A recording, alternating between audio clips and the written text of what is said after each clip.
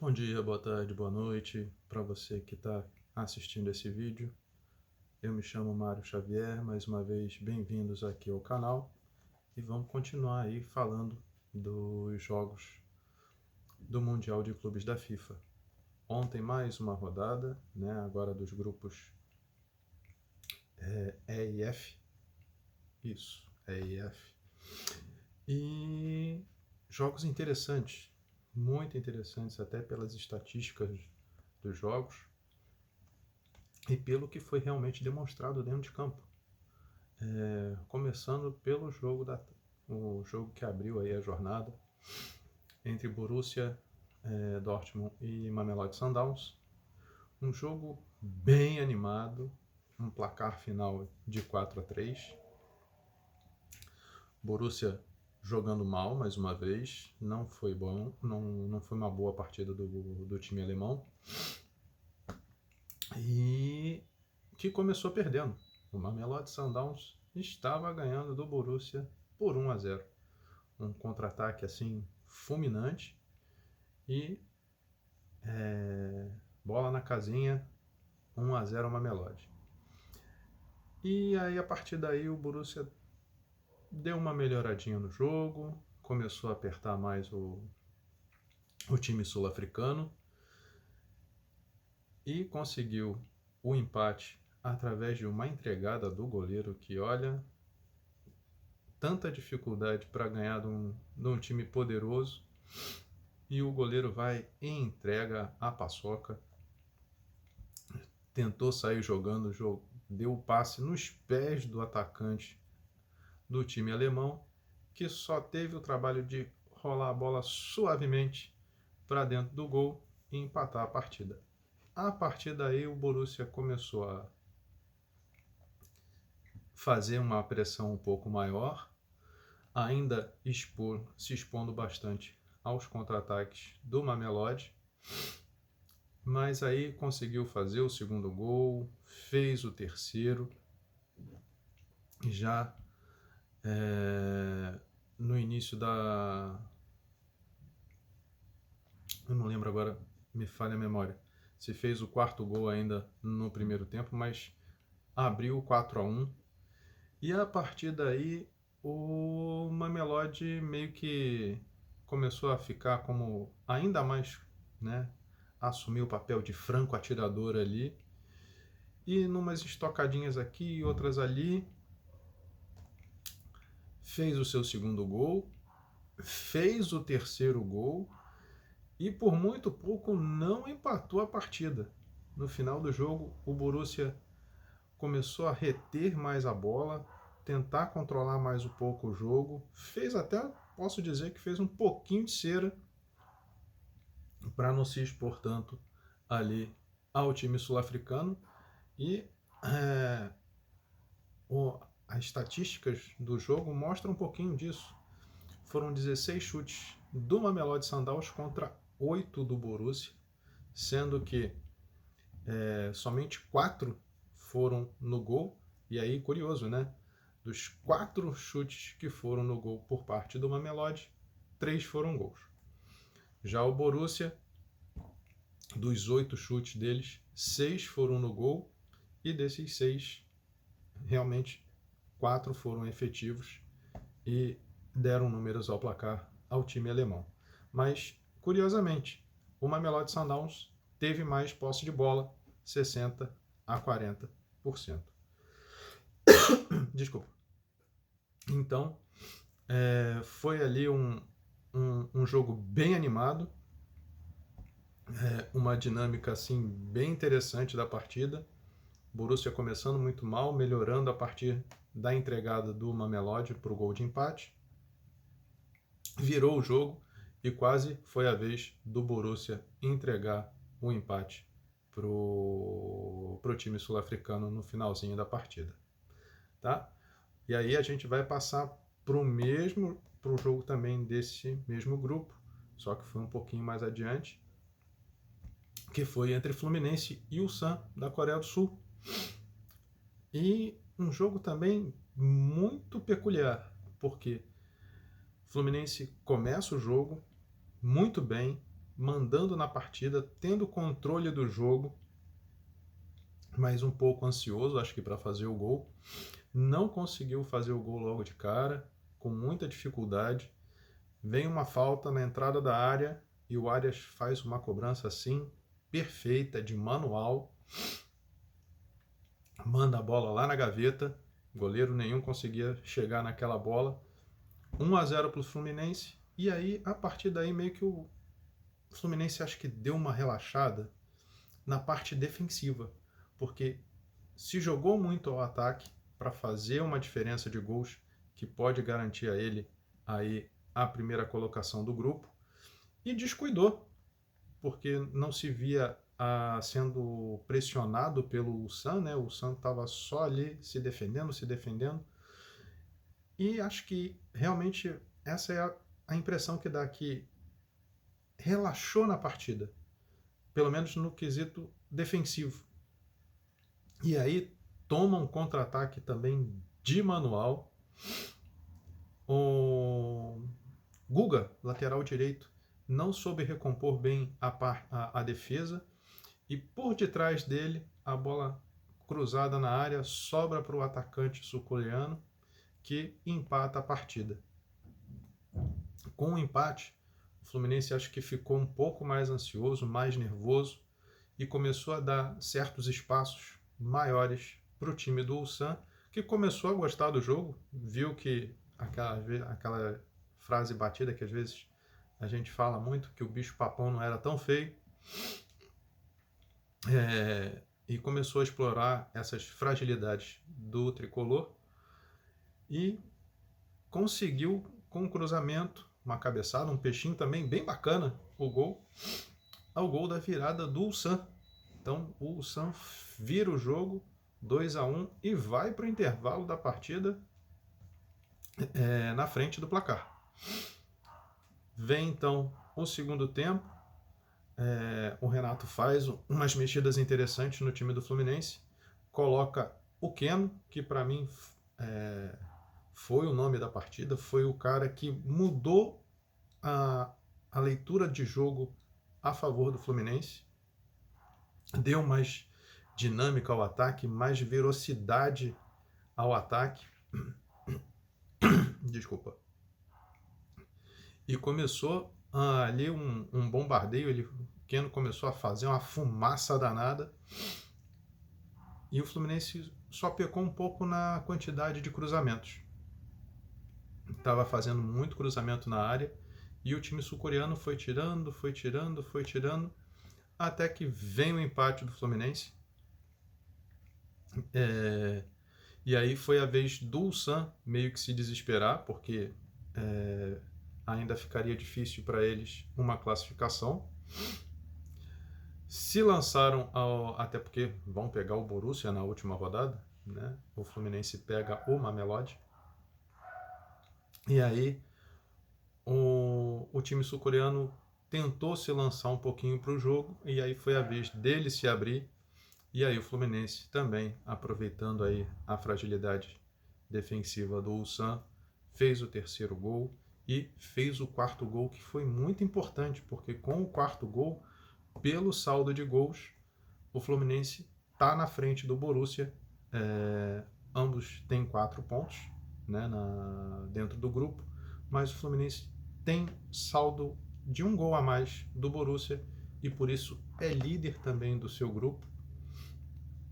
Ou seja, basicamente todos os brasileiros são líderes das suas chaves. Palmeiras é líder do grupo dele, Flamengo é líder do grupo dele e já classificado com o resultado que teve a seu favor do outro jogo. O Botafogo também é líder do grupo dele, e agora o Fluminense, líder também de sua chave. Então, basta ao Fluminense fazer uma boa vitória contra o Mamelodi Sundowns, de preferência até com uma boa margem de gols, já que o Borussia pega o Ulsan já desclassificado, ou seja, o Ulsan vai cumprir tabela e o Borussia ainda vai ficar lutando aí para ser o primeiro da chave. Então a chance de uma possível goleada do time alemão sobre o time sul-coreano é grande.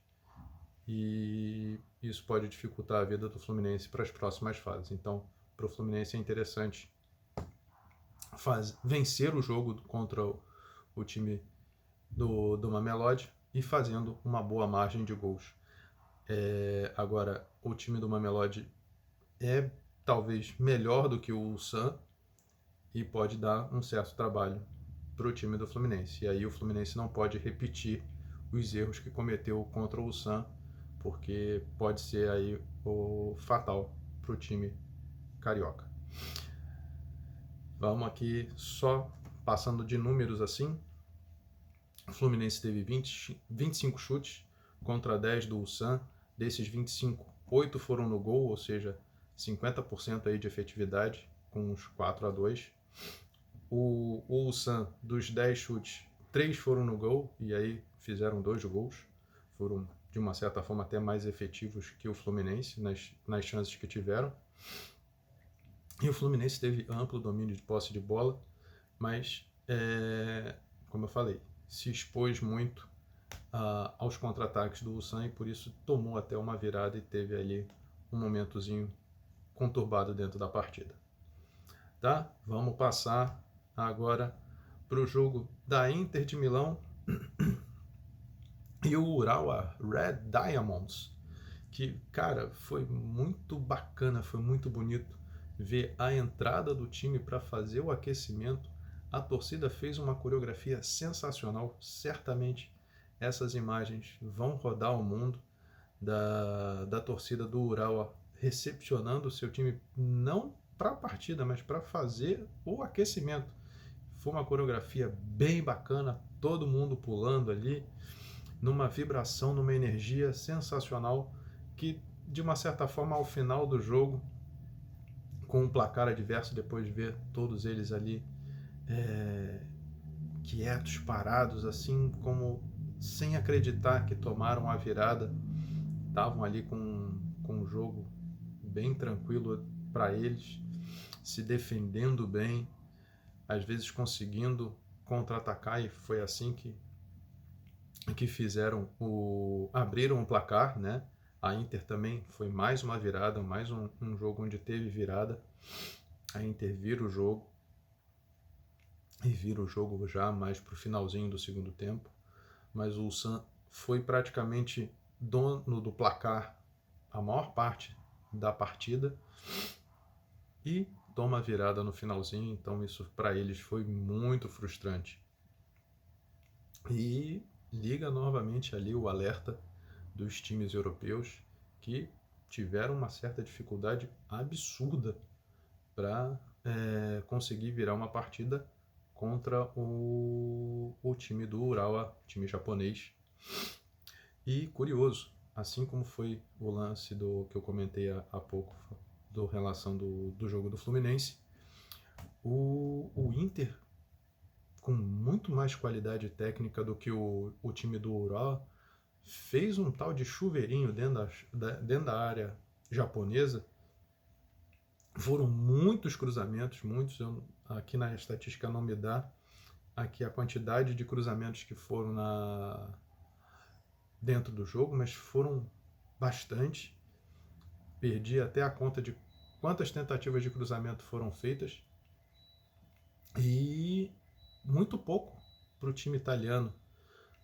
Para quem viu os jogos, e eu vi, né, o jogo da Inter contra o Barcelona pela semifinal da Champions League, ainda quando era o Inzaghi o treinador, o time da Inter tinha muito mais qualidade de jogo e acabou vencendo, né, por essa qualidade de jogo, o fantástico time do Barcelona, que até então também estava fazendo excelentes partidas, né, até ser derrotado pela Inter na prorrogação, na semifinal.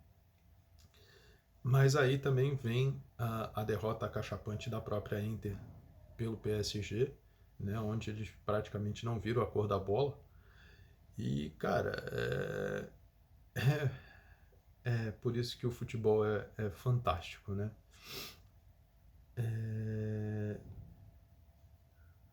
O time japonês trouxe muitas dificuldades para a Inter de Milão e foi surpreendente, mas ainda assim, pela frieza dos números, placar de 2-1 ali, né? Mas foram 26 chutes da Inter contra 5 do Urawa. Aí a pouca efetividade mostra isso o resultado do placar. Dos 26 chutes, somente 4 foram no gol. E desses 4, 2 realmente foram para a casinha e para o placar. Né? Então, de 4 chutes efetivos ao gol por parte da Inter, somente 2 foram convertidos. 50% ali.